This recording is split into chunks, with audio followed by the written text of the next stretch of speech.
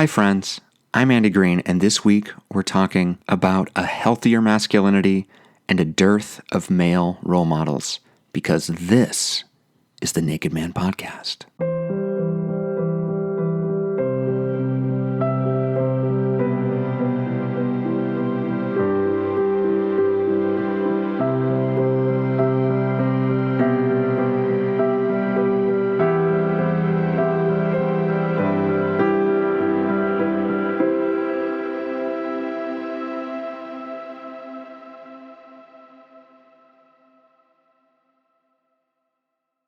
Last year, shortly after I started this podcast, a college friend of mine called and reached out. She was so supportive and has been since I met her, and by the end of our conversation, she told me about a book she was reading, Better Boys, Better Men. As a new parent to a young boy in today's world, she was scared for her son. She knew society had failed us boys too, and wanted something different for her boy. This lead she gave me led to today's conversation with Andrew Reiner, the author of Better Boys, Better Men. Andrew is a father, a husband, a family man, a teacher, writer, and researcher dedicated to redefining and creating a new, healthier masculinity. When I initially followed my friend's lead on Instagram, Andrew reached out to me to be interviewed for one of his pieces. I'm not sure, but I got the sense he thought I was much younger than I actually am and didn't realize I was working in a similar space. So instead, he's become a constant supporter of mine, and I hope I provided some support in the other direction. What strikes me about Andrew is that he has taken it upon himself to be a role model of a new, more vulnerable masculinity. This responsibility is something we both take seriously, and it is what brings us to today's conversation. I've been lucky to have many wonderful men in my family, but there are many things I didn't want to talk to my dad or my uncles about, especially when I was growing up. I don't even think I allowed myself to hope or long for a mentor in the academic world and then in the professional arena, but I've always been disappointed, let down when I thought I had found someone. It's little wonder so many boys lose their way when there's so few decent adult male role models to look at, especially as pop culture reflected, reinforced toxic masculinity and two-dimensional stereotypes about men. It's not an accident that all the therapists I've ever had and my decision coach are all women. I'm grateful to be able to connect with all sorts of people, but even now, even on this podcast ostensibly about men, I'm more comfortable being vulnerable with women. Which is exactly why I'm here today to talk to Andrew, to practice vulnerability, discuss masculinity, and wonder after the lack of male role models. Andrew, welcome to the show. It's great to be here, Andy. Thank you so much for having me. And I have to say, that was an absolutely beautiful intro. It really was. I shouldn't be surprised because so much of what you post, in addition to being fantastically creative and silly, which I love, is often extremely, as you said, vulnerable and incredibly thoughtful.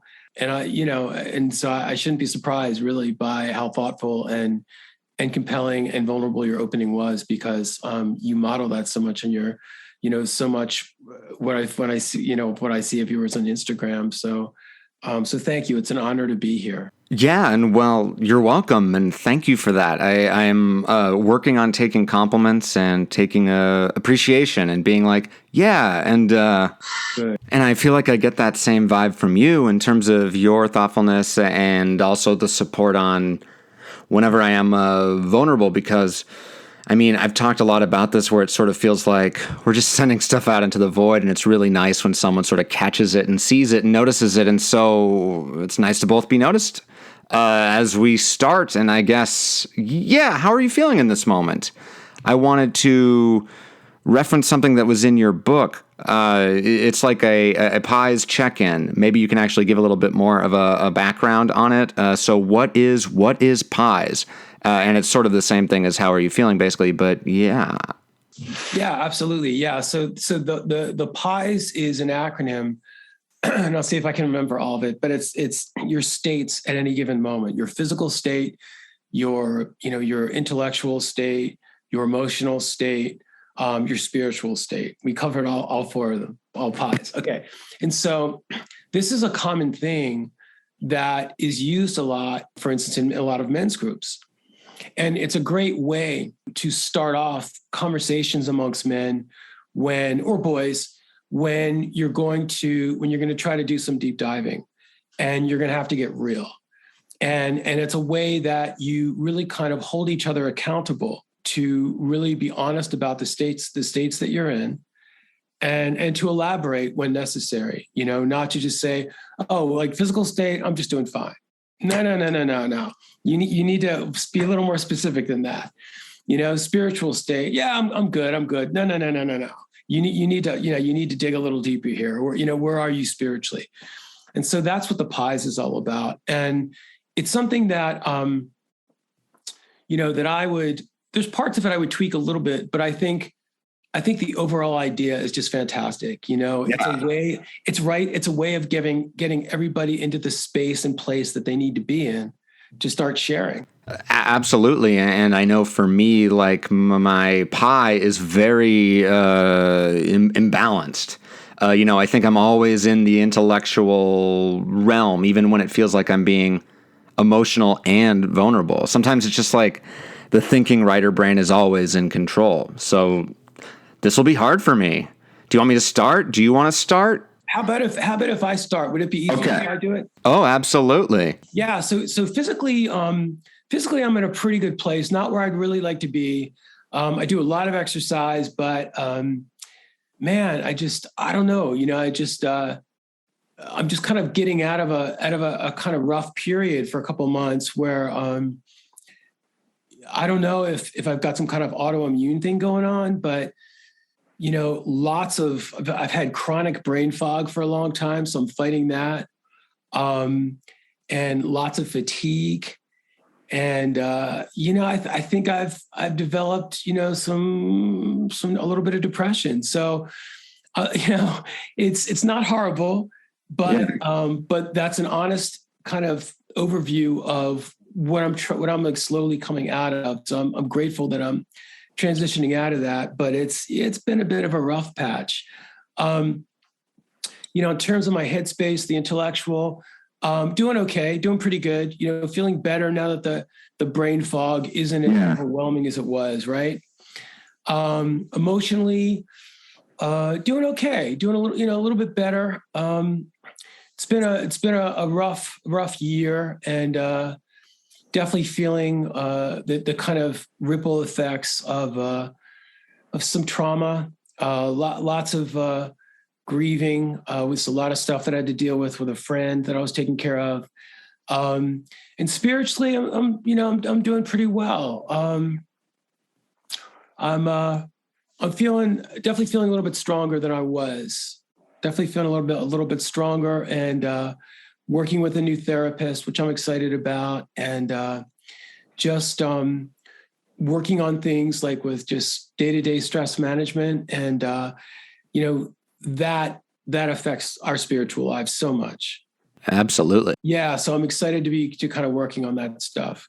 And let me just say this about the pies too. Yeah. Everybody doesn't come at the same place. Everybody, right? Everybody's kind of, vibrating, resonating at a different place in terms of what they feel comfortable divulging.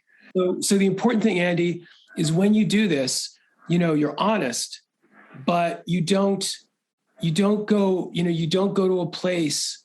You want to challenge yourself, but you don't have to go to a place that feels like you're way out of your wheelhouse. Right. Be uncomfortable necessarily, or even maybe performative. Sometimes it sort of feels like I need to make a leap and I wanted to before I jump into mine. I wanted to sort of validate and see yours and how that was really expertly modeled. And also like... Thanks. Yeah. And, sorry to hear about some of those things, all of the things, but also like I'm glad that it seems like you're coming out of the fog and into the spring or summer, wherever we are at. I don't know. I guess on your side, it's not that. I don't know what the weather is. I don't know what the hell. It's just scary. It's just scary. But thank you for acknowledging that. Yeah, absolutely. Let's see. So physically, well, actually, I'm going to say what is on my intellectual brain right now first, because it's there's people blowing leaves outside, and that is distracting me and annoying me. And so maybe that's an emotional thing too. Just like it's taking me out of it. And I'm also like worried about the sound. So like that's happening in parts of my brain right now. Physically, I mentioned before we started that I was sort of tired. I stayed up late with a friend who's going through a breakup, and we cleansed her apartment. We tried to like, bang some bells together and lit some charcoal. And I mean, I don't know. We had fun with it. I dressed up in a robe and just like, let's, but that also involved wine and maybe a little bit more than it needed to. So like, I'm feeling that, and I sort of forget how little I drink that that I'll feel now as I'm older. And so, I woke up a little bit earlier than I wanted to. So, and I feel stiff and sort of longing to, really excited for a hike after this, I think, to just sort of let that out. And then, so intellectually, I mean, I could spin myself into circles intellectually all the time. I feel like though my brain is as good at doing what it is that I do. And every day it seems to be like I'm getting a little bit better at focusing, and I'm sort of, I'm always carrying 12 different things at once. And I'm sort of right now learning to, shave it down to 5, and trying to make blocks of time that is dedicated to just one thing rather than, literally the 12 different windows of 12 different projects and adding them as they come, because that's kind of how my brain works. Yeah. And the leaf blower is back as we get into emotional. I think emotional, I would say I'm sort of overwhelmed in some way, because as I've been doing this podcast and as I've been becoming more open and vulnerable, I just keep connecting with people, and I love it. And in a way, that's all I care about. But it's also, I've been reading about sort of boundaries, and I have porous boundaries. I let people in, and I give myself also, and that takes a lot out of me. But also, it's so rewarding. But it takes sort of a toll sometimes, and also it feels like a responsibility of like, oh, I have to be up. I have to be this person that I'm becoming all the time, and that takes work. And I will also say it's been a year and change since a dear friend died, and that I don't often sort of give myself the space and time. And like when you mentioned the grieving, that's where my head went to. And I was just like, I've talked about Chris several times on this show, and just he's sort of just always with me, but I don't allow myself necessarily to sort of, the word that came to mind that is a shaming word is like wallow in it. And it's like, no, I think that would be nice to sort of be in his memory. So maybe I'll watch some X-Men cartoons and get there this weekend. And that kind of connects to spiritual, I think, too, in terms of like just connecting with someone who's no longer here. And I think spiritually I've been doing a lot more. As I mentioned, I'm more intellectual than my body and spirit, and I did a manifestation walk recently that I'm going to talk about on this show, and I'm sort of trying to manifest who I want to be and get rid of some of these blocks. And I also did a tarot reading that, again, that was our previous episode. It's not actually out as I say this, but it's our previous episode. And I'm exploring with that. I met a friend who's Buddhist, and I'm really excited to sort of follow just all those things. Just like anything else, I'm just a kid collecting baseball cards, and each one is like a different. Now it's like spiritual themed. So I think that's where I'm at. How did I do? You did great. Thank you for sharing all that. No, really. It's, you covered all the bases. Thank you for your honesty. Above all else, and I know this sounds really kind of cliche to say something like this, but there is no bad way to do it. Right. It really isn't. There isn't. It really isn't. And that it sounds obvious, but a lot of people don't really internalize that. One of the things you learn, on the path is that we have to distance ourselves, and especially in a perfectionist culture like ours, we have to really work hard to distance ourselves from those inner voices we internalize of shame. Yes. You're not doing it well enough. Forget even perfect. I mean, God knows that's bad enough, but it's always, am I doing this the right way? Am I doing this the right way? Am I doing this the right way? Because we're always comparing ourselves. And when it comes to something like this, that's why I was saying before, it really takes practice to get to the point where you're meeting yourself where you are. It's not about anybody else in the room, man. It can't be. Yeah. Don't worry about them. Let them stay in their lanes. You've got to stay in your lane, and you've got to meet yourself where you are. And that is a hard thing to do in a culture like ours. Most people don't meet themselves where they are. And it's really important to learn to be in that space and to just keep telling yourself in your mind, this is okay. What I'm saying is okay. I'm not going to respond in ways that I think other people want me to respond, or that they want to hear. You're getting out of your lane when you do that. So seriously, whatever you bring to it, Andy, that's where you are. That's enough. Thank you. And I totally agree. Cause I even in what I was doing, I fought off some of those voices of like, oh shit, Andrew's bringing it. All right. I gotta be, I know, right. It's like, that's not useful. and even when I was talking about the manifestation walk during the first half of that, I was like, am I doing this right? What am I supposed to do? Like, I want this to be good. And then I just had to just step and take another step and just forget it. And then it happens. And it's sort of like writing. If I'm forcing it, nothing comes. If I allow myself to lay down and close my eyes, then all of a sudden words start to appear. And I forget that every single time. I know. So I think we're already in the space now. It feels like we're both jiving. I don't know. And I wanted to talk about the male mentors and role model thing. And that's sort of how I reached out to you in terms of like maybe a theme or container for this. And I was just wondering if you had any male mentors growing up, or if you have any now, or what your experience was like of that. Yeah. So, I was thinking about that. I was thinking about mentors in my past, and man, I mean, first of all, I was thinking a lot about that, about this idea of mentors and, who has kind of been there for me. And I'm one of these people.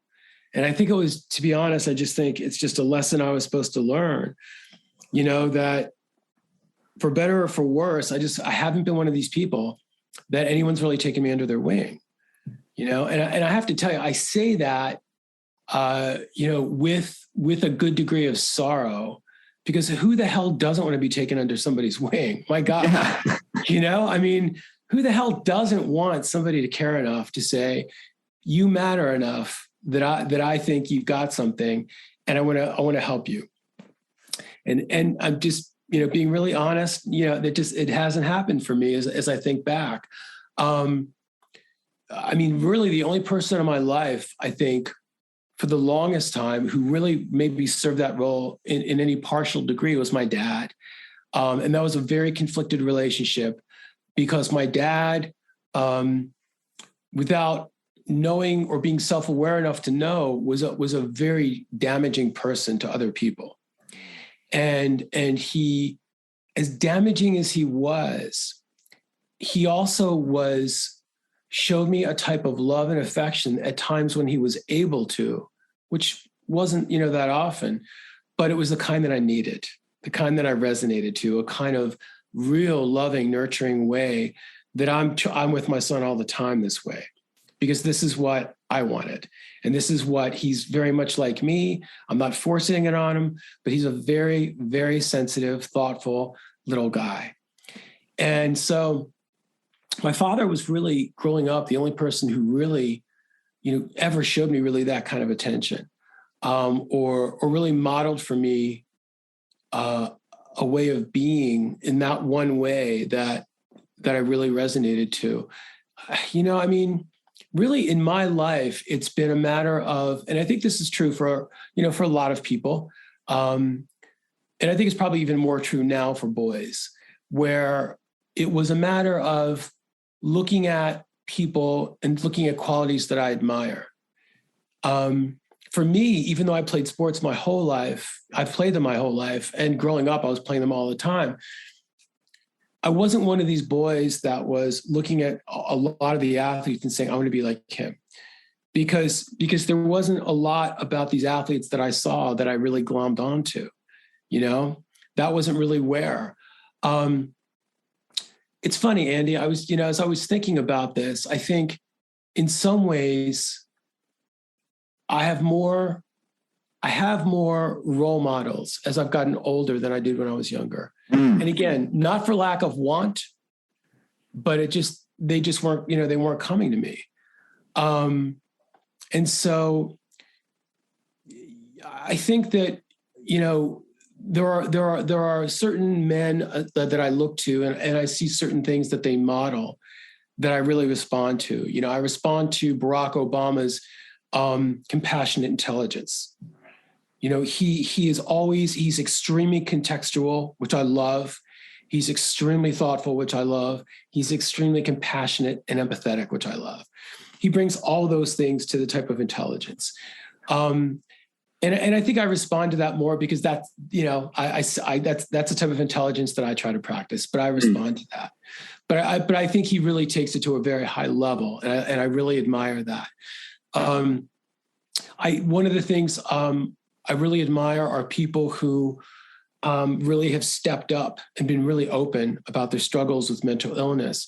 And somebody who always comes to the top of the heap for me with that is Bruce Springsteen, because Bruce Springsteen, even though you could say, well, he's got nothing to lose because of the incredible status and power that a guy like that has, he also, he's also old school. He grew up in that baby boomer generation. And so he didn't have to come out and lay it down and just really be painfully honest in all the interviews he's done, which he has.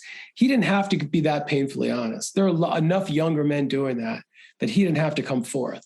And that's why in some ways I revere him even more for doing it, because it wasn't something that, people of his generation didn't grow up talking like that. They don't talk about it now. Right. When you look at most of the people talking about it, it's much younger people. And I think it took a lot more, even in some ways, even more courage for him, because it's not like he's surrounded by a lot of peers who are saying, hey, man, way to go. Right on. They're saying, hey, great, Bruce, that's great. Thanks for setting the tone. And they admire him for it.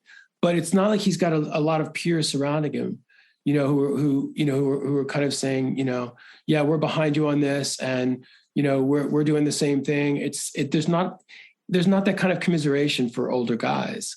So in some ways, I admire him even more for kind of breaking that barrier, because I think what he has done is that he has kind of sanctioned it for a lot of older men, that I really wouldn't be surprised if him coming out the way that he has about mental health issues hasn't really kind of made some openings and made a few more men more courageous to seek it out for themselves. I was just going to say he's a very interesting figure, a masculine figure in terms of where he lands and sort of his blue collar sort of thing that he's also fighting against in terms of America and other things. But also, yeah, I think, it doesn't feel performative, like you said, because there's no reason. Like, he's not doing it for his brand. It's actually, if anything, maybe against brand or something, and like whatever that means. So it does feel like he didn't have to do that at all, like you said. So that's pretty admirable. Yeah, he did not have to do that. And I mean, that's a whole nother conversation, which right. I'm willing to go down that rabbit hole another time. One of the things I've always fought against my whole life, it's been a tension, is the idea of like trying to be cool. Yes. This guy has like no cool cachet whatsoever, Mr. Rogers. Oh, yes. But the reason I shouldn't say always, as an adult, I've come to love Mr. Rogers, is because when I talk about, like, for instance, staying in your lane, I was talking earlier about, not comparing yourself. I can't think of anybody, who is probably more reflexively authentic than Fred Rogers was. And his message was just so universally pure and had so much integrity consistently. He walked the talk all the time. And he was, he knew how a lot of people thought about him and laughed at him and thought that, this guy is just so square and uncool, and he dealt with that, throughout his life with his show. But man, the guy had integrity in spades. He was coming of age in an era with TV in the late 60s and throughout the 70s where the values were shifting very much. And the whole cool factor was becoming a much bigger thing, beginning in like the late 60s and 70s. And it's just really kind of amped up progressively throughout the decades since then. And I bring all that up because he never, ever kowtowed or played into any of that, because he came from a place of knowing exactly who he was and what he was about. And as I've gotten older, I just love the hell out of him for his integrity with never, ever swerving out of his lane with compassion and empathy and kindness. Never. And it would have been so easy to just kind of, say, okay, well, in the 80s and the 90s, kids are getting more edgy. Irony is a much bigger thing, and I need to reach out to them. And he was aware of that, but he thought that's not really what's serving kids. Yeah. And so those are the reasons as I've gotten older, I appreciate a guy like that more and more, because I think his integrity was just completely and utterly just, impenetrable. So those are three guys that came to mind. I love all three of those examples, and Mr. Rogers especially is one that I think about a lot in regards to this show. And like when I was sort of, before I was even working on this or knew what I was doing, I would be watching interview shows and watching, so like Letterman, actually Comedians in Cars Getting Coffee is one I watched a lot, like with Jerry, while working on a day job I didn't care about. And I just had this on and sort of, and also James Lipton Inside the Actors Studio. That was another one. Mr. Rogers to me was like, I loved him as a kid, and then I was too cool for him, as a teenager and beyond. And then it wasn't really until the last 10 years of sort of been like, oh, he is one of my heroes, and he is so himself, as what you're saying, and so welcoming and such a benevolent presence, and that, yeah, he has to fight off, or he didn't fight off. But there's so many people that sort of just see him as weird, not even just square, but like weird and even maybe like a pedophile, right? Like that's like, and it's just because we're so threatened by a man who could be so vulnerable and care about children. And that to me is, that's a really hard space to be in. And he was there the whole time. He had a show I never watched that was sort of, well, I watched one episode because I could only find one, where he actually did an adult interview show. I forget what it's called. Old Friends, New Friends. It was in his in the documentary that came out, and I sort of made a mental note of that. And in my head, it was sort of like, we need like adults need those conversations too. Because like every time an interview show happens, it's about a product. It's about my movie that's coming out. And yeah, we talked about your book, but like that wasn't my motivation, or I don't think your motivation maybe for being on here was like, we're selling copies of the book. It's more like, I want to have a real conversation with you. That book was sort of our lifeline. And to me, that's important. And I got that, I think, from Mr. Rogers too. Yeah. It's funny, you mentioned a guy like David Letterman. He's somebody who I always thought was really funny, but David Letterman really he was really kind of leading the pack with kind of the transition into a kind of really edgy, ironic comedy, yeah. Right? And which was fantastic, but he could also take it, too far sometimes with some of his guests. And so now he's this elder statesman. And a couple of years, I'd say probably within the last 5 years of his show, he really kind of took on a role that I really appreciated more. I really did, because he was still mixing in comedy, though not as much. But you could tell that here's a guy who has been challenged by life. Yeah. And you could tell that he was really a hell of a lot more humble, a hell of a lot more thoughtful, and a hell of a lot more empathetic. And I thought this is the kind of combination that's really good.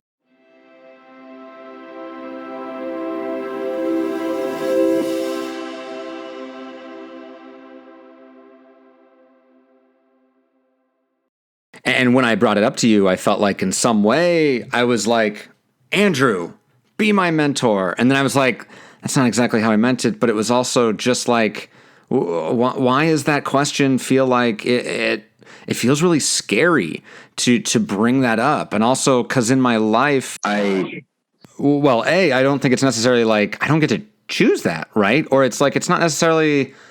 I feel like it's a lot of responsibility for a person to be like, oh, I have to help this person, or this person's looking to me. Which, I mean, I think you're already carrying yourself like that anyway. Like that's part of, I think, who you are. Like you want boys to see you, and as you're working through your stuff, And I think I'm doing the same thing too, without necessarily.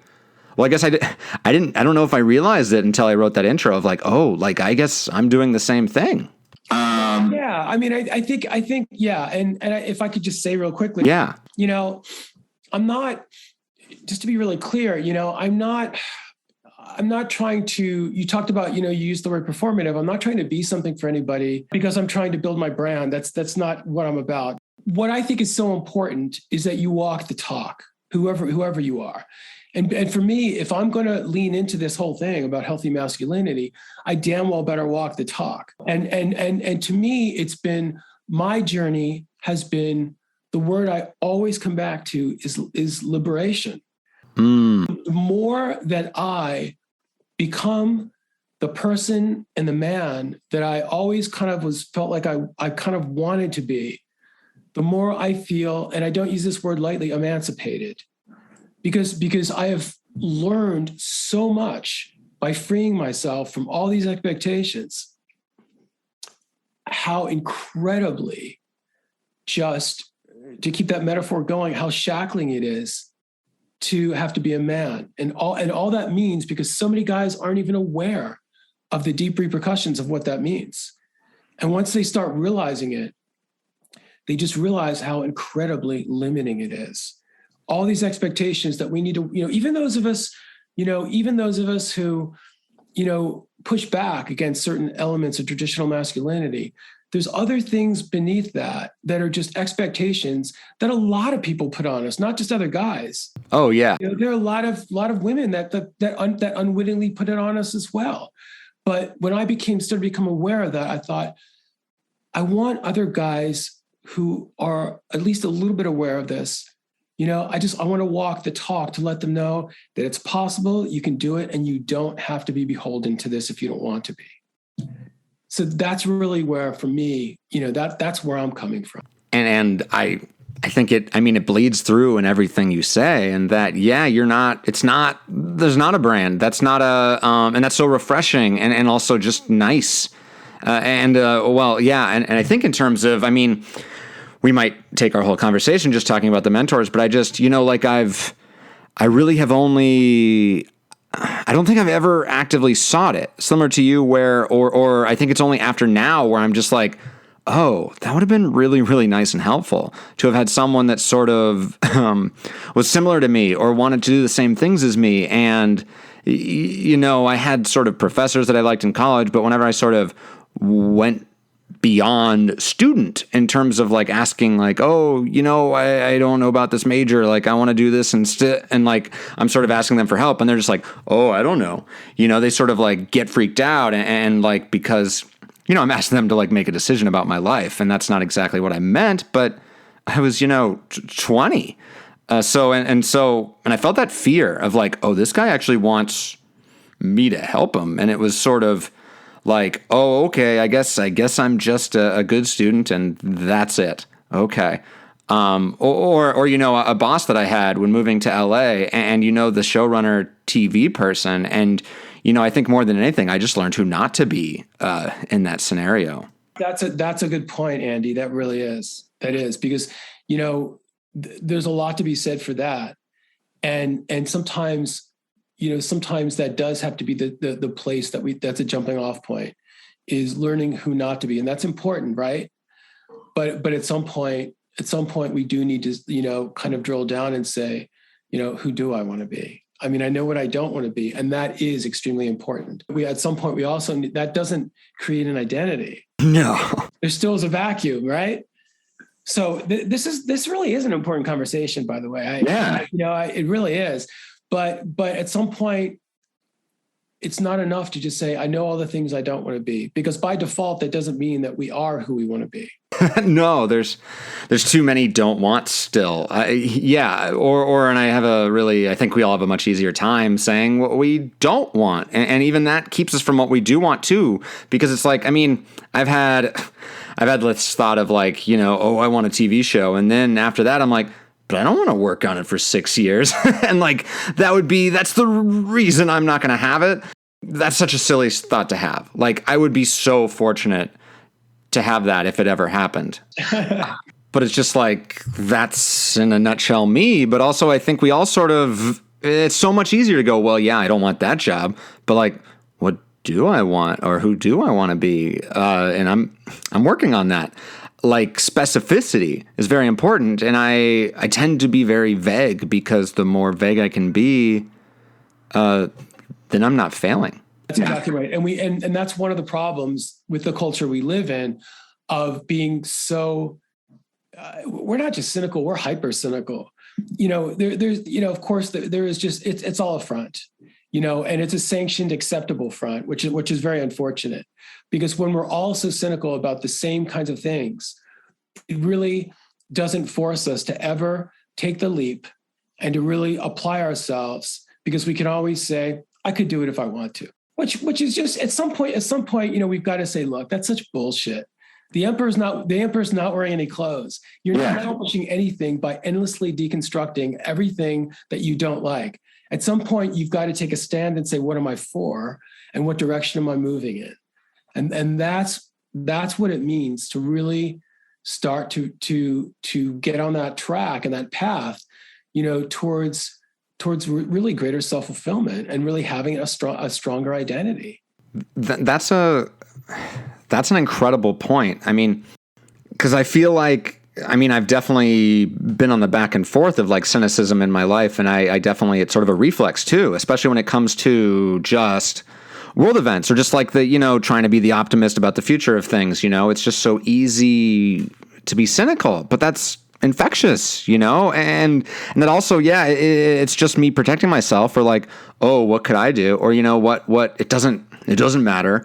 I try to challenge that. It still comes out with like, I think business things, whenever money enters my brain, that's when I get cynical. That's with the brand kind of stuff.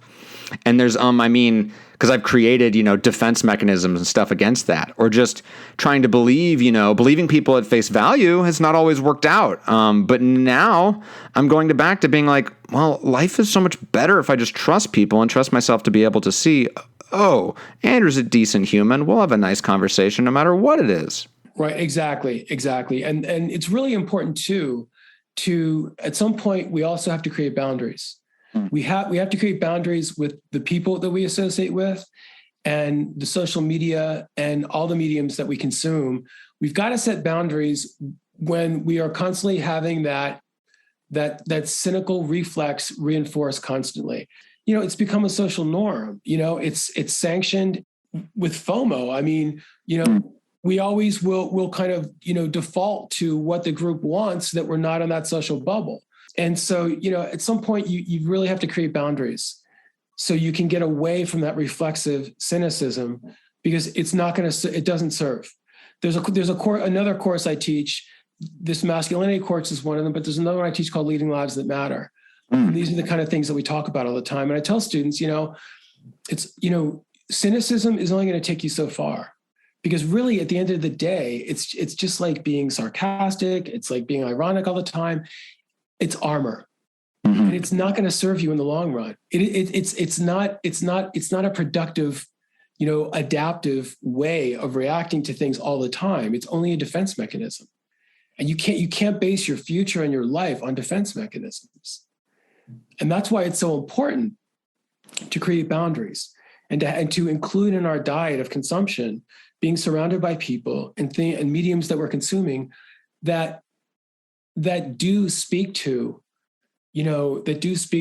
hope and possibility and this idea of, that there are things that are generative. There are people that are good, and don't buy into that reflex of endlessly just criticizing and critiquing because maybe their thoughts or the way of approaching the world seems too overly simplistic. Because at some point, we've got to surround ourselves and balance our diet of consumption with people and mediums and things that are going to feed into our lives that give it hope and possibility. Because these are the things that give life purpose and meaning, not the hollow, shallow shell of just endlessly being cynical and saying, oh, that's too simplistic.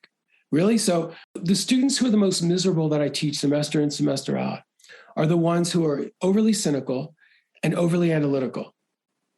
And they're the ones who, and they're the ones who, they can talk a good game, but they're the most miserable people deep down. And these are not things that are generative. These are not ways of being that are really serving us. All they're doing is keeping in the good graces of our friends and the people that we admire who think and talk the same way.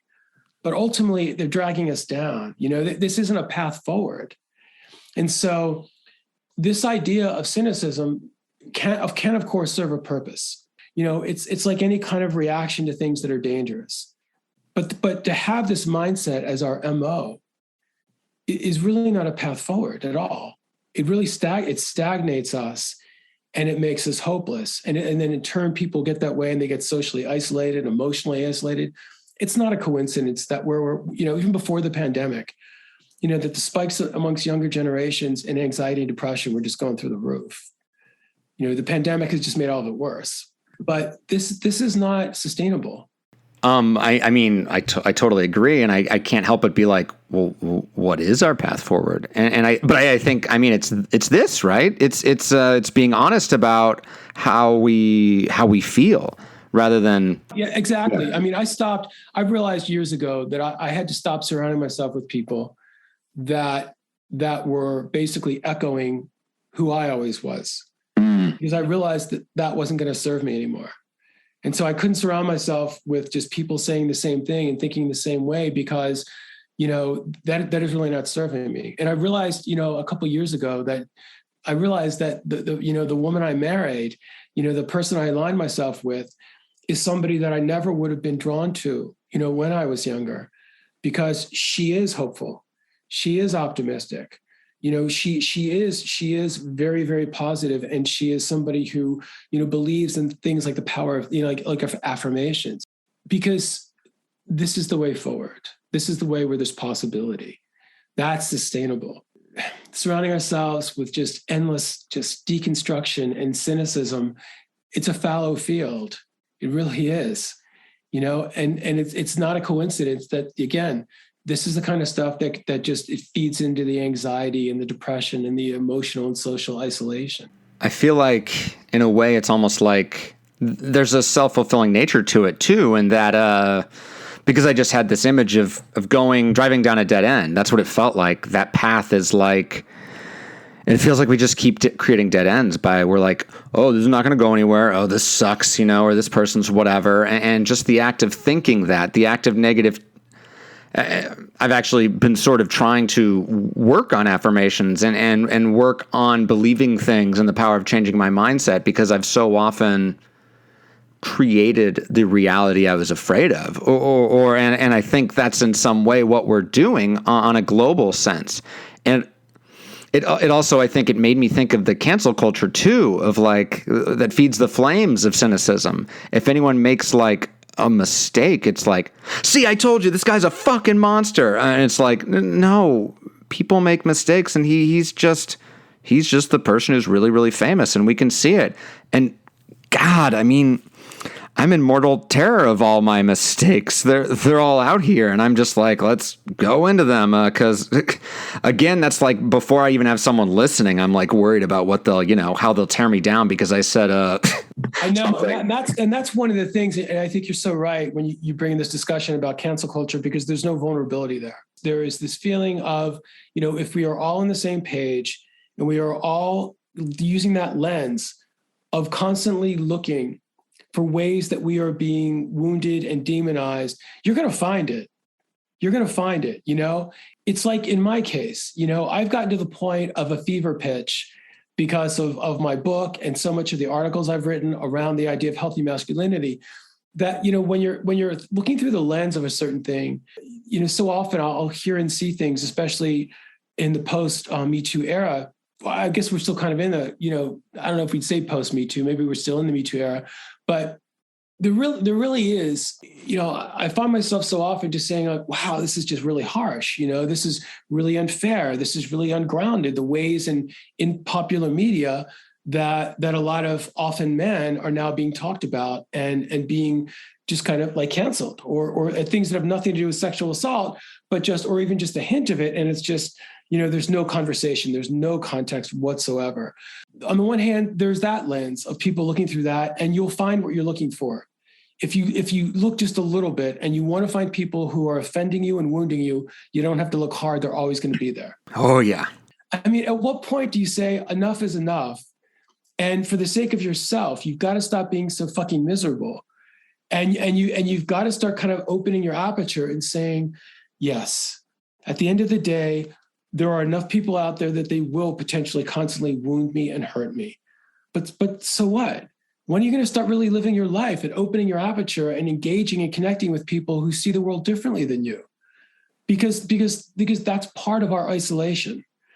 Part of our isolation and depression comes from, this fissuring off, this silo effect of only surrounding ourselves with people who feel as equally hurt, as vitriolic as we do. And so that's not a sustainable way to lead your life. It's the same thing, with the cynicism we were talking about, to just really feed off of each other's animus and constantly looking for ways that other people are failing you. That's not a sustainable way to live as a human. It's just sad. And yeah, that made me think a lot of politics stuff that I don't necessarily want to get into, but I also vulnerability. Right. And that's the thing, and to get back to it, because really, this is your podcast, the vulnerability. If people would just come from a place of saying, you know what you've said, to be honest, really wounds me. It really hurts my feelings deeply, and I'm wounded. And I need to have this conversation with you about why, because I need you to know that it can be really wounding. It doesn't just piss me off. What's beneath the pain is the fear and the sadness. And I want to come from a place of that. That's a place where you can have conversations. That's a place where you can actually make progress, where there's that kind of emotional honesty, and you're inviting out of curiosity a conversation. That's a place where you can actually start from something and build from there. And it's an open conversation. It's not, there's not judgment. I mean, you're hurt and you're being honest about the hurt. And it actually makes me think of, I think probably the thing that resonated with me the most in your book was the story about your childhood friend, Brian.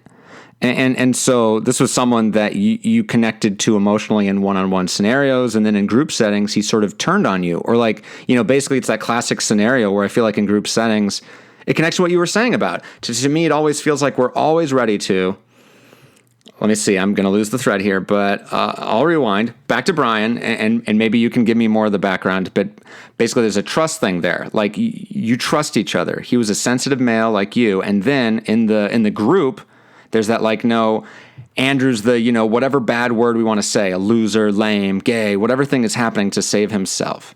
And to me, that feels like what we're doing whenever we point to someone else when they're making a mistake, because it's just like, ooh, the lens is on them now. I can be over here. I'm safe. I know that I've thought of a woman in a bad way, but nobody's thinking about me right now. So successful, and fuck you, whoever that is. And to me, that's why group settings to this day scare me, because I always would witness it, whether it was a board game, a sleepover, baseball. It was always a mission to not be the runt or the omega, the absolute omega of the group. It felt like if I was second to last, that was safe. As long as I wasn't the person at the bottom that everyone was making fun of. And it felt like we all want to gang up on someone, so we are safe. Yeah, that's right. That's exactly right. And yeah, and a lot of the examples you gave are, I think, what goes through a lot of the minds, it's always been a very common dynamic for boys and young men, especially. It's that idea, as you said, of as long as I'm not the one, that the boom is being lowered on, then that's all I really care about. And so that's I use that example because that example with my old friend Brian, we were really good friends when we were both in 10th grade. And we do these sleepovers at his house. And here I was, as you mentioned, here was another guy who was just as really could be really thoughtful and curious, about the world and girls, things that we were interested in and just learning about for the first time. We'd have these sleepovers, have these great conversations. And then we'd get out into a group of guys, and it was like a Jekyll and Hyde. Brian was now acting so radically different. It was a 180 from the boy that I knew, doing the sleepovers. And we get into groups, and he would start, kind of ragging on me, making me look bad.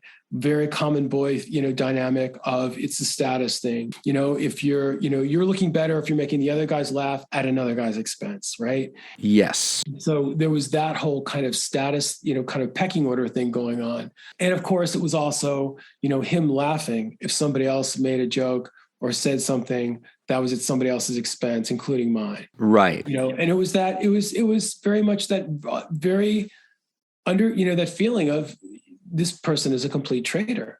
Looking back with the benefit of time and a lot of learning and a lot of introspection, I can see why he behaved the way he did.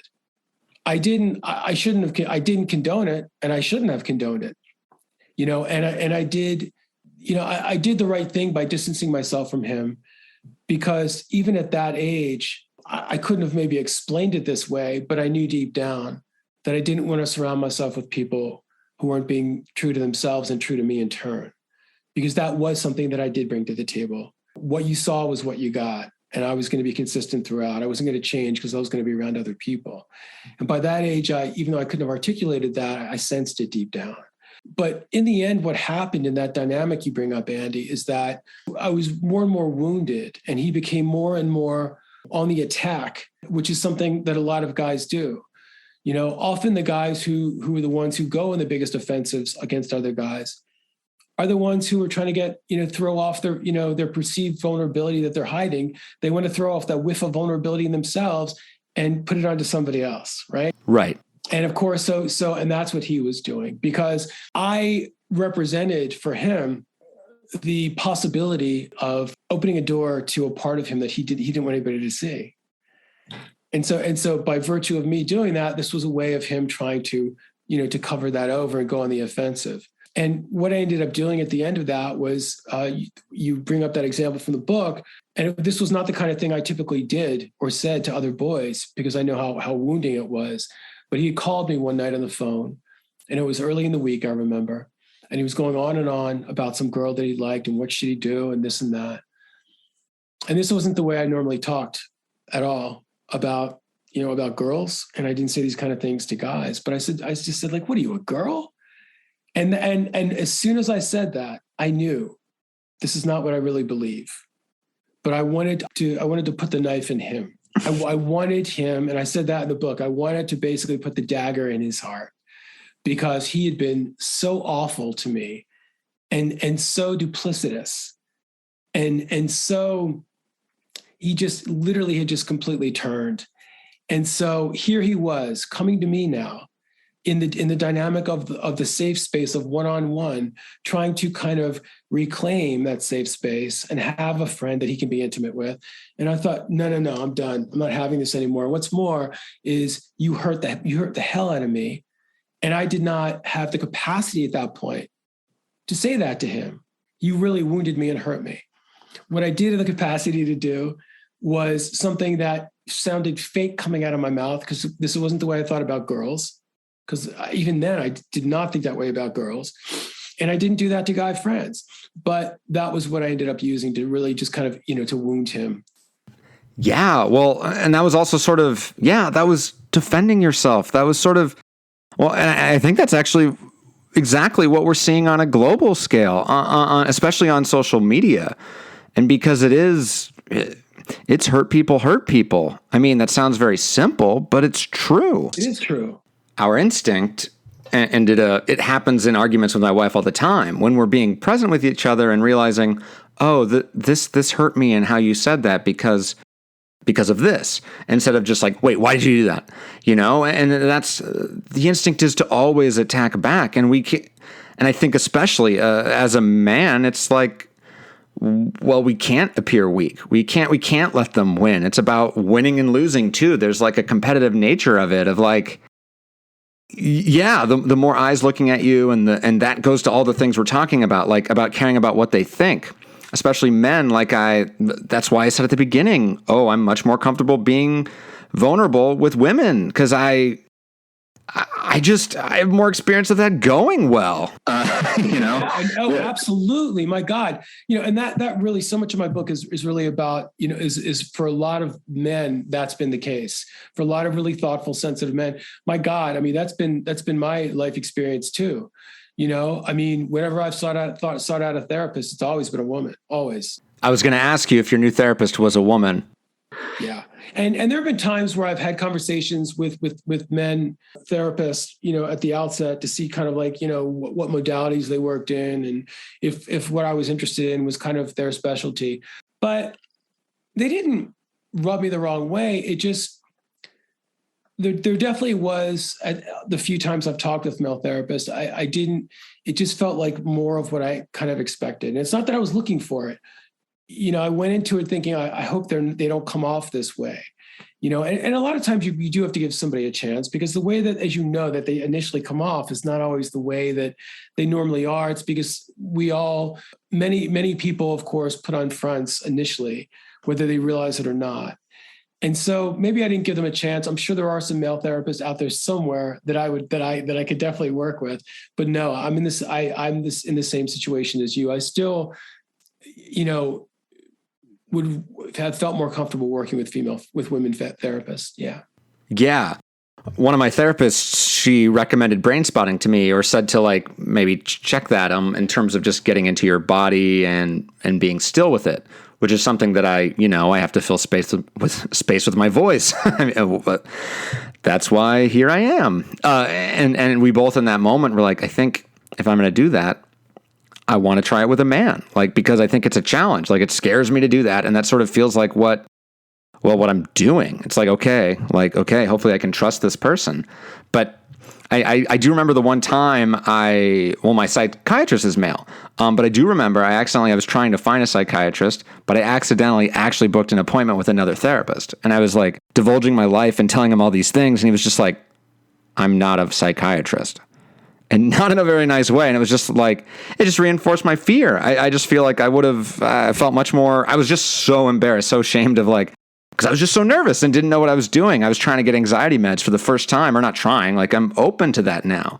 For 20 years, I didn't do that. And it was just this first time, the guy's just you're an idiot, basically. And I'm just oh.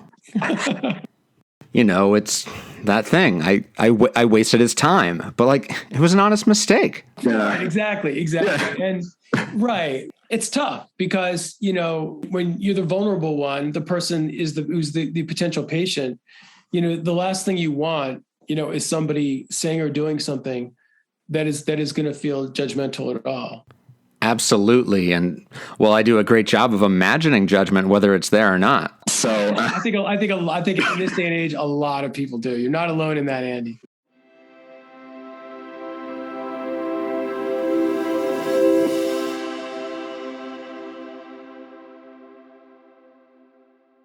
Well, okay. So we were sort of talking about how we're more comfortable being vulnerable with women than men, and why that is. And I was just also on the vulnerability front. It's slightly a segue to just crying in general, because I've been thinking about it recently. Even when I'm trying to cry recently, knowing that it feels good and that I need it, it just isn't coming.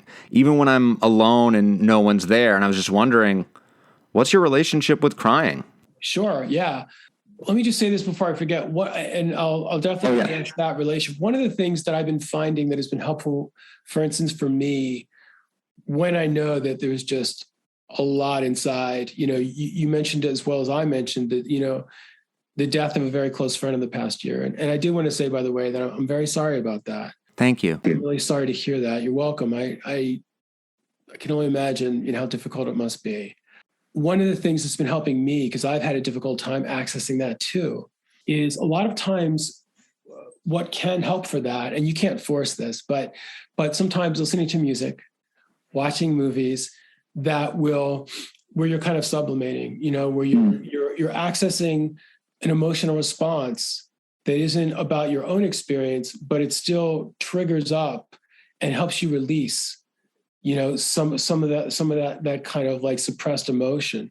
And so, for instance, you talked about my relationship with crying. My relationship with crying has been one since my late 20s of really not going out of my way to look for excuses to cry, but when it does happen, to not be ashamed for it. And so the first time I really remember this, I was in my late 20s and I was coming back on a flight to Baltimore where I lived from Lake Tahoe with an old girlfriend. And we'd been out there with her family because they were all from California. So we're coming back from Lake Tahoe and I'm reading the novel, A River Runs Through It. And there was a great movie made about that, I think in the 90s. And I just completely out of nowhere, I just started bawling. It was just so powerful, the ending. I mean, even if I read it today, I would still cry. It's just so powerful and so beautiful and so tragic. And I just start crying. I hadn't cried in like 12 or 15 years at that point. I hadn't, and. Is this on the plane? It's on the plane. And so my girlfriend at the time is just kind of looking out the window. She won't look at me. The poor guy next to me is like, I assume some businessman, and he's like wearing like a suit. He's got a suit jacket off, but he's got his like nice pants on and his tie and all that stuff. He's just like white knuckling, like looking forward. I'm not like sitting there staring at him crying, but I see him out of my eye. And he's just going like this. And people, of course, all around the plane are looking at me. The attendant comes over and asks me if I'm okay. And it hadn't happened, like I said, since I was probably, God, at that time, I think I hadn't probably cried since I was 11 or 12. And I just I went with it. I didn't apologize. I didn't like sit there and try to stifle it. I just kind of went with it and just was like overcome with the emotion, and I kind of like left my tears there. Like I said, I wasn't like wiping anything away. And I just remember kind of thinking, and I didn't know why at the time, but I wanted people, I wasn't going out of my way for it, but when people would kind of turn around to look at me, because this was very strange to see this like young man crying, I kind of just looked at them. I wasn't in like a staring match of chicken with them, but I thought I want them to see my tears. I didn't know why at the time, but we got off the plane and my girlfriend was silent the entire time. And we were walking to get our bags and like literally she just wouldn't talk to me. And she just, at one point, is looking forward, just says, "What was that all about on the plane?" And that was, our relationship was already kind of strained at that point. And that was when I realized that even though I was at the time too afraid to want the relationship to end, I also knew when she said that this is like probably the last nail in the coffin for me emotionally. And this often happens in relationships. We're very ambivalent. We're very torn. But that really was a nail in the coffin for me when she said that, because that really was part and parcel with who she had kind of presented herself as all along anyway. And after that, a couple of years later, that whole experience, I just was always going through it and just trying to understand so much about it. And so after that, when tears would come, I wouldn't try to suppress them as much as I had. I wouldn't try to like fight things back, and I went with it. So I'd be in a movie theater, and I would just kind of like let it happen. It's not like I was running up to people and saying, "Look at me, I'm a man crying. Look, bear witness." It's just like if it happened, it happened. But I decided I'm not going to be ashamed of this, and that was the first stage for me of really learning how to liberate myself from this straitjacket. That was the first real profound way that I felt like I was putting myself on this path, and then it became other aspects of my identity. And then I started realizing I'd already kind of been on this path anyway. I just wasn't aware of it.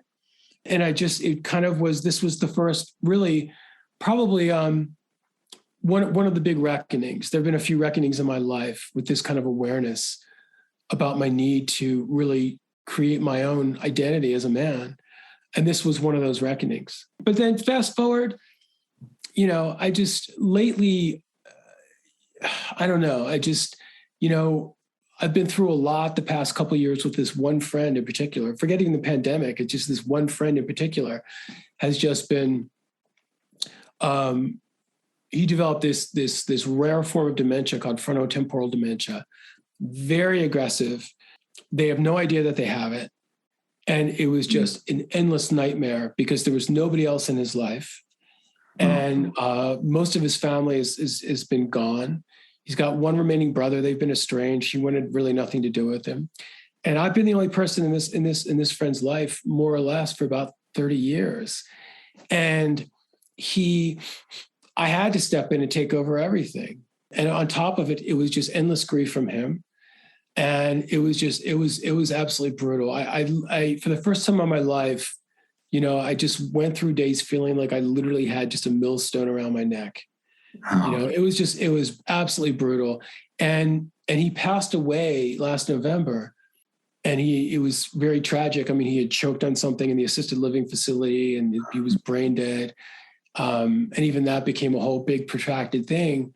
And there was a huge sense of relief, honestly, when he passed away, as sad as I was. But a lot of the emotion, I really just had to kind of suppress, all that grief, all that struggle, all of it, because I just had to keep showing up, getting up every day, being a father, being a husband, working my job, teaching full time, being a writer. I mean, all this had to keep going on, and I had to show up for him. And so that was a real period for me over the past, I'd say, couple of years, where a lot of the emotion wasn't just present. And I thought to myself, I hope I get to the point where through other ways, other things, I can start to kind of purge this a little bit. So that's kind of where things are. Clearly, I've had a very kind of intentional relationship since my late 20s with crying, because for anybody in this culture, even for women, it's not really completely acceptable in a culture like ours, but it's more acceptable for women. They will support each other more. With men, it still really is like a scarlet letter, in many ways.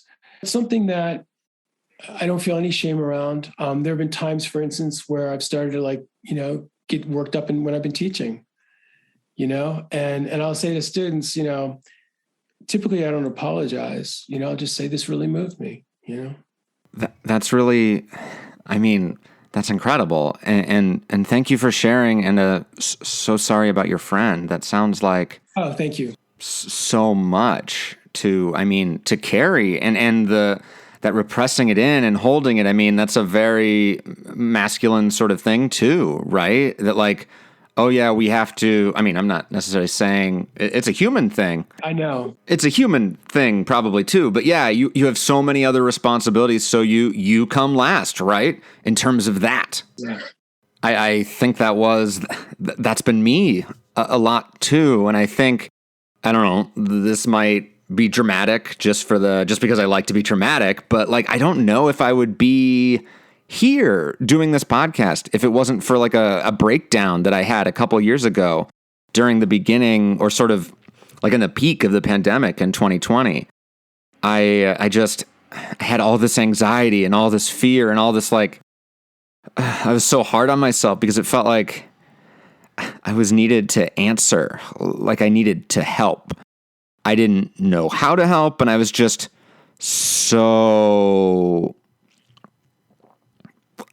lost and in a job I didn't care about, and I just broke down. And Lily was there and came, and it was just like I'd never sort of lost control of my body before, and didn't, like, in terms of not knowing when it would stop. And it just came, and it was just like this avalanche. And I think I was crying has come a little bit easier since then, but like, I couldn't tell you the last time certainly cried like that. I have no idea, but that to me was a turning point. I like, similar to the story like of yours, where it just sort of felt like, oh, that was so healthy of me.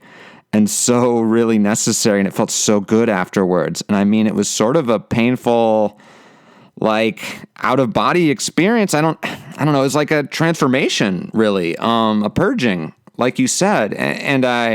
But yeah, it's still so wired in me that it's like, it's still hard. Movies for me, it's like, I think that's why I love movies, because I will get emotional, but it's still, it kind of stops at eyes watering. And like, my eyes will water all day, but like, that's sort of where it stops. But yeah, sorry, I think you were going to jump in. No, not at all. Thank you very much for sharing that, Andy. Yeah. Your own story. I think about this not a lot, but I've thought about it quite a bit. It's so interesting how crying is probably, more than any other physiological response from the body, it's probably the one that we, by far and away, heap the most contempt and judgment on. And if you went, even on just a Wikipedia, or just look something up about what happens when we cry, it's this physiological response. That of course it happens, from cutting onions, and it happens from, from other things. Times we may get bumped by a ball or something. And it's got to be the physiological response of the body that we heap the most social construct on. And it's always very negative. It's always judgmental. It's interesting because, crying, I don't know, how you felt afterwards when you had that breakdown. Well, let me ask you, did you in any way feel lighter or better in any way, like emotionally? I did. Yeah. I don't know if it was immediate. It was sort of like, I think I was still in bed for a bit after, just sort of like, it's almost like it was an aftershock or sort of an after wave, sort of like, whoa, what was that? And there was a little bit of embarrassment, but I don't think,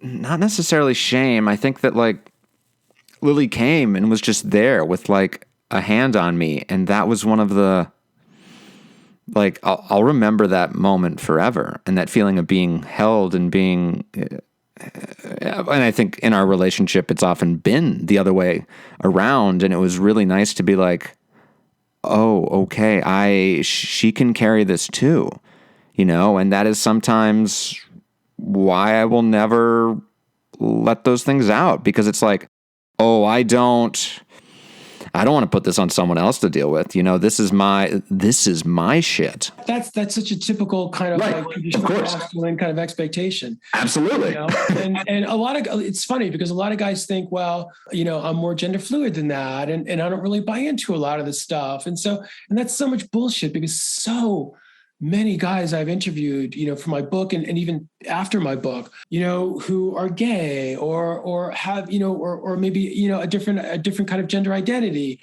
or they're hetero, but they're more kind of fluid in their masculinity. There's certain core things that so many guys still cling to, and they're sometimes aware of it and sometimes they're not aware of it. But this is one of them. It's the expectation, around our emotional lives, that these are things we should be able to work through. These are things we should be showing up. If we're straight, for instance, we should be showing up more for the women when they do this than they should have to for us. This is the way that I want to show up for my partner. And it's preposterous. But, I will tell you right now that, if I went to my wife as much as she comes to me for the same kind of things, I know that she wouldn't feel totally comfortable with it, to be honest. She wouldn't. And that's not anything that I wouldn't say with her sitting right next to me. She might disagree with me, but I know that there are a lot of things that she will come to me about, being very upset, and I understand completely. But if I went to her with the same kind of reaction, I know that she probably would feel a little uncomfortable at times if I did it as much. Yeah, well, and I imagine that's because that's how she's been trained, right? Or this is new, this is different, and that made me think of telling like I basically sort of remembered my first kiss, and it was actually with a boy, and it was when we were playing, and it was a really emotional experience, and I did cry telling this to my partner, and she was really uncomfortable and sort of said it, but she was also just like, and like, I'm pouring my guts out here. Like, this is like, didn't even know this was coming. Like, holy crap, it's like I unlocked a thing. It was a monologue I did on the show. And she was just like, but to her credit, she was like, oh yeah, it's just, I'm not used to this. Like, this isn't something that I can do. And she sort of apologized, even though I don't think she needed to apologize. But it was more just like, we both noticed that moment. And then, I think, I don't know if that must have been before. I don't know where that happened, like in the timeline, but like the breakdown one was such that it was just like all hands on deck. There was no question of like, that would have been devastating if she had just been like, what are you doing? Right. The Mariners lose again, like. but it's true. There are a lot of ways that a lot of enlightened and very thoughtful men still cling to these things. And part of the reason is because, for instance, if they're straight, they don't necessarily have a lot of women in their lives telling them, no, it's okay to be this way. There are a lot of therapists I've talked to for my book and since then who work with a lot of male clients. There's a pattern. They've often said to me when I've asked them, that they'll try to get a lot of the men they work with to open up more in their marriages. And it goes really well in the very beginning. But then there's a very common pattern that after it happens where these men will be more vulnerable and give the wives what they're asking for and open up with them, beyond the first time or two, they get met with more judgment the more they do it. And that's profound as hell. I mean, that speaks to what you said about most women are still being socialized in a way to think of what masculinity should mean. So much of it is this idea of, well, we know that we don't want men to with sexual assault, we don't want them to beat women, but, we really have not. And this is one of the things I'm trying to do with my book. One of the things I always said I was trying to do in my book is move the conversation forward. And that is not a place that a lot of people are really ready for it to go, the kind of things we're talking about right now. Because there are even not a lot of women, a lot of progressive women who really want to think of, appreciating men who do this. Because they may not, they don't want men to be ogres, but when they're faced with men who are behaving in ways like what we're talking about, a lot of them get very uncomfortable.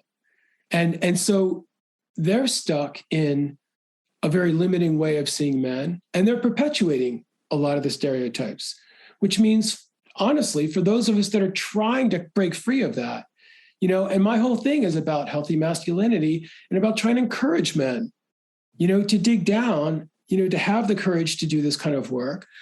It means it's got to be met in a way that it's going to feel safe, that they can do it. Because you were talking about, being with this psychiatrist and how quickly you felt rejected and you kind of, in a way, kind of shut down after that. That's the experience for so many men when they are with partners and they do open up. And if it's met with rejection, and I don't mean open judgment or scorn, I mean that, of course, but even just pulling away. For a guy immediately who that feels like a massive quantum leap, it's going to be, I knew I should have done that. I knew I should have done that. I'm not doing it again. That is how boys and young men think when they do make themselves vulnerable and it's met in a way that feels unsafe to them. And so we really haven't caught up. With girls and women, we have done and continue to do an amazing job. And I say this in the book. We have made so many inroads and so much progress in terms of saying to girls and women, here's the rack, here's the wardrobe rack, take anything you want off of it, you will be supported, as well they should be. And you can wear it any way you want.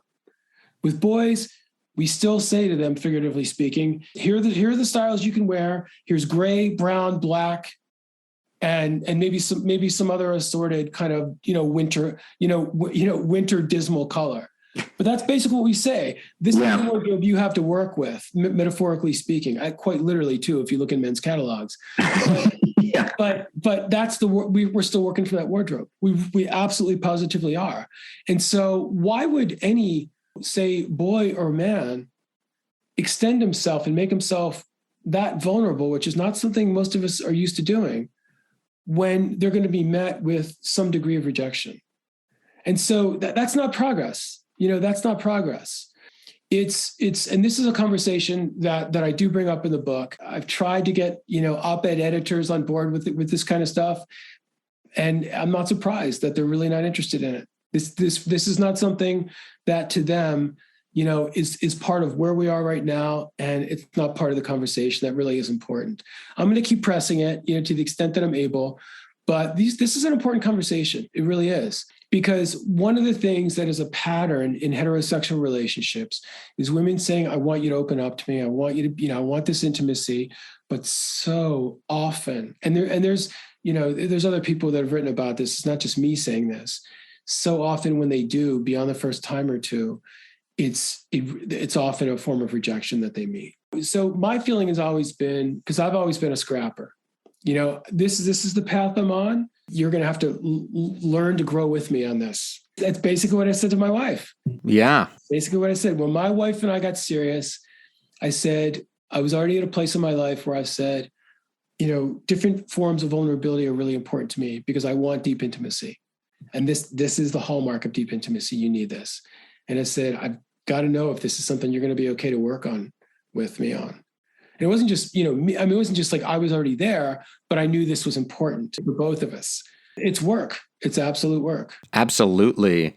And it's inspiring work too. And it's also like kind of the work we all need to do. And if we can do it with our partners, we can then do it with our friends. We can do it. I mean, it's often easier with strangers sometimes, but God, yeah. It's a muscle. It's practice. And that, I mean, in a way, that's what this is. I'm practicing every time and trying to learn. And I've learned a lot from you already. And also from just this conversation. And you asked me sort of at the top, like, why it was hard to ask someone to be a mentor. And I think it connects to the crying. It connects to the feeling of, well, if you ask for something like that, you're asking for help. You're appearing vulnerable. You're appearing like, I am not enough. I am weak. I'm the crying person. Maybe I'm the last of the bench, And I think that's not true, but that's the way it feels. That's why it's hard. And it's also, it's like if I actually ask that question and you say no, or anyone said no, it's like, fuck, well, that sucks, I know. And so it's also sort of, I think it's more like, I just want to be your friend and colleague and whenever that is. And I think that's already happening. And just by us doing this, so I just wanted to say, I really appreciate you for being here. Thank you. That means a lot. Thank you very much, Andy. And I just want you to know, I love and appreciate what you're doing with this podcast. So thank you. Yeah, well, you're welcome. And thank you. And I feel like we'll meet again soon, I hope.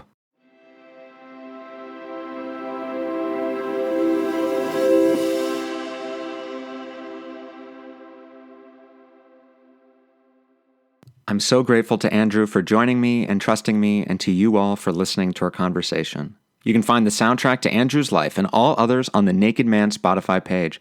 Please rate and subscribe to us on iTunes, Spotify, or wherever you get your podcasts. Tell all your friends and mentors. And if you like what I'm doing, if you like what you're hearing, do me a favor. Please join my Patreon. Join this community and be part of the conversation. Be empowered in where this show goes from here. The Patreon link is in the description. And if you can't afford to donate, not to worry, reach out and I'll invite you to our Discord. The more the merrier. Follow us on Facebook and Instagram at NakedManPod, and don't hesitate to reach out to us at nakedmanpod@gmail.com. If you have any thoughts and feelings you'd like to share, like about your experience with male role models, call and leave a message at the Naked Man phone line at 747-231-7120. Next time on the Naked Man podcast, we're returning to monologue mania. And in the meantime, as my dad always says, be sweet.